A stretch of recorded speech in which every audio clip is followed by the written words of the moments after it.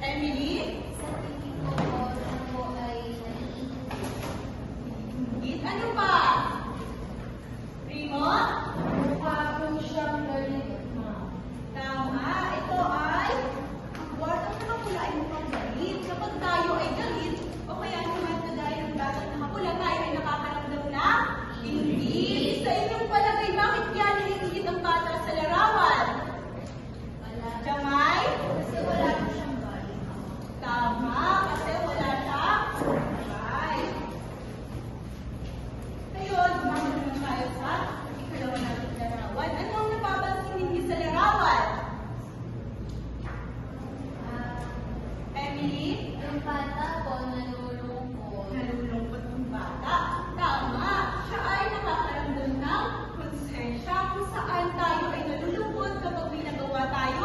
Mali, ano kaya sa tingin niyo ang dahilan kung ba't siya nakakonsensya? Bilisa.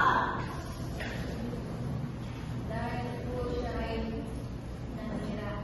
Tama, dahil nasira niya ang kanyang laruan. Ngayon, bago tayo magpatuloy sa ating kwento,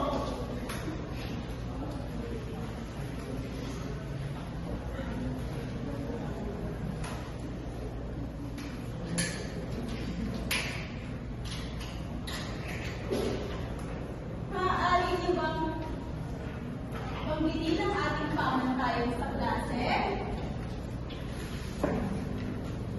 Una,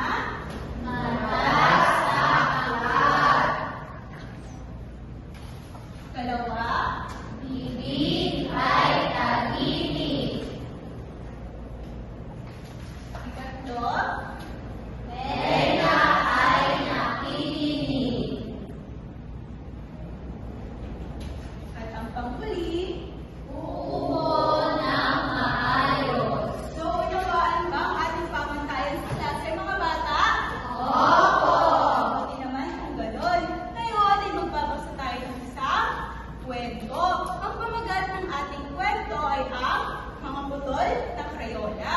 Ito ay isinulat ni Rhea P. Lopez at ibinuhit ni Adelaida Didi Guzman at inilathala sa DepEd DNR noong taong 2022. Ano nga ulit ang pamagat ng ating kwento, mga bata? Ang mga putol ng Crayola. Ayan, tama. Binilang ko ang mga bariyang nasa aking alkansya.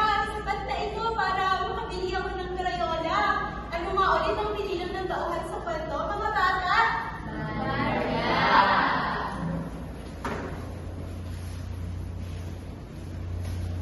Ate Malaya, anak, para saan ang perang binibilang mo? Tanong ni nanay sa akin. Ang sabi ko naman, pambili po ng Crayola sa darating na kaarawan nito tabing dihaya. Ano nga ulit ang dahilan kung bakit siya nagbibilang ng pera? Magtaas ng ara? Pambili po ng Crayola para sa regaluhan niya. Tama.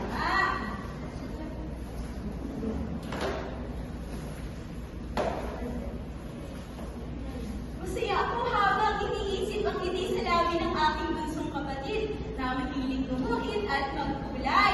Ano nga ulit ang masaya bakit masaya nga ulit sa ating Malaya? Emily?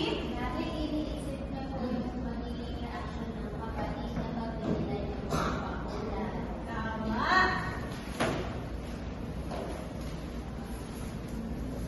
Naalala ko ang mamahaling gamit ng kaibigan ng aking kapatid.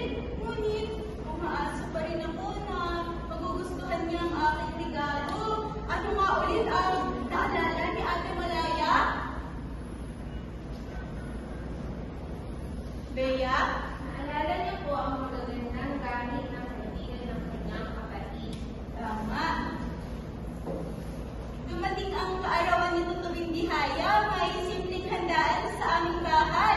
Ano nga ulit ang meron sa bahay nila, mga bata? Jedet? May handaan po sa kanila. Tama.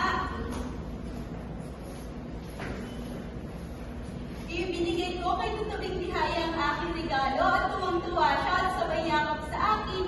Salamat, Ate Malaya! Saan niya? Anong ginawa ni Ate Malaya, mga bata? Niyakap niya ibigay po yung regalo sa kapatid niya. Tama. Nagbigay naman ng mamahaling regalo si Camillong Langgam. Bahagya ako nakaramdam ng inggit kasi kitang-kita ko ang labis na tuwa sa mukha ng aking kapatid. Sino nga ulit ang nagbigay ng regalo, mga bata? Diana?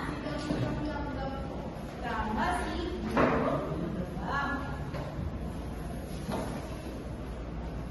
inilibot nila ito tabing bihaya ang ilan niyang mga kaibigan sa aming bahay upang ipakita ang regalo at makipaglaro kasama sila.